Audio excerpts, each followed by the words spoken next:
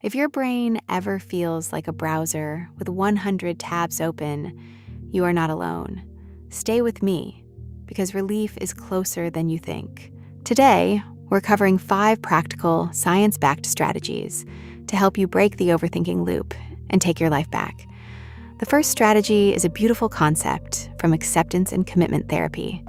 Watch your thoughts instead of believing them. Imagine your mind is a vast blue sky. Your thoughts are just clouds passing by. You are the sky, not the clouds.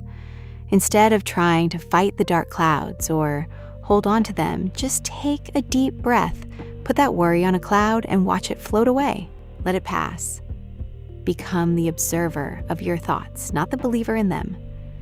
When you're overthinking, every worrying idea feels like an emergency.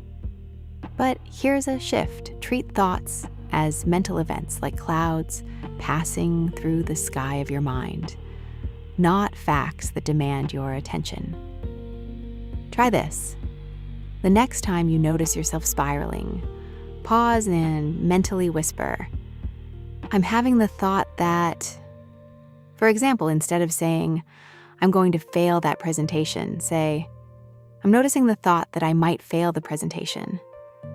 That tiny bit of linguistic distance creates a wedge between you and the noise. You acknowledge the thought without letting it hijack your whole nervous system. This is the heart of mindfulness. You're not trying to empty your mind. You're learning to relate to it differently. With practice, you'll find that most thoughts lose their power as soon as you refuse to engage with them. The second strategy is to schedule worry time. Give yourself permission to overthink, but only at a specific time. Schedule 15 minutes a day, for example, at 4 p.m. as your official worry time. If an anxious thought pops up at 10 a.m., tell your brain, we will worry about this, but not until 4 p.m. When 4 p.m. comes, overthink all you want. When the timer goes off, move on. At first, it feels strange, but this technique retrains your brain to see worrying as a task, not a constant background hum. Over time, you'll discover that many of those pressing thoughts actually dissolve before the appointment even begins. Strategy number 3, grounding technique. Overthinking happens in the past or the future, not the present. Bring yourself back to right now using the 5, 4, 3, 2, 1 rule. Name 5 things you can see, 4 things you can touch, 3 things you can hear, 2 things you can smell, and 1 thing you can taste. It acts as a hard reset for your nervous system. You can also use movement. Take a brisk walk or do a few slow and deliberate stretches. These actions signal to your nervous system that the threat, which is only a thought, has passed. The body resets, and soon the mind follows. Strategy number 4, make friends with uncertainty. The deepest root of overthinking is the desire for absolute certainty.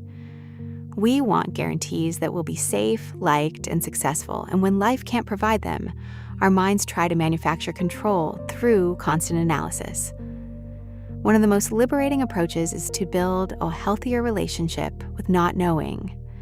Practice small acts of trust. Order something new off the menu. Say yes to an invitation without over-preparing. Or simply remind yourself, I can handle whatever happens, even if I can't predict it. Over time, you teach your brain that uncertainty isn't a code red alarm. It's just the color of real life. The 5th strategy is to take action before you feel ready. Overthinking feeds on hesitation. The longer you sit in analysis, the more intimidating even small decisions can become. Action interrupts the loop. When you catch yourself stuck, ask, what is the smallest next step I can take right now? Maybe it's sending the email, making the call, opening the document, or writing the first sentence. It doesn't have to be perfect, it just has to be real. Often, the act of doing something small is enough to remind your brain that you are capable, grounded, and no longer trapped in endless mental rehearsal. Breaking the overthinking habit takes time, so be patient with yourself. And please remember, if overthinking is severely impacting your daily life, reach out to a therapist.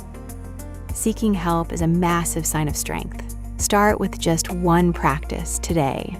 Every moment you choose to step off the wheel, you're rebuilding the architecture of your mind.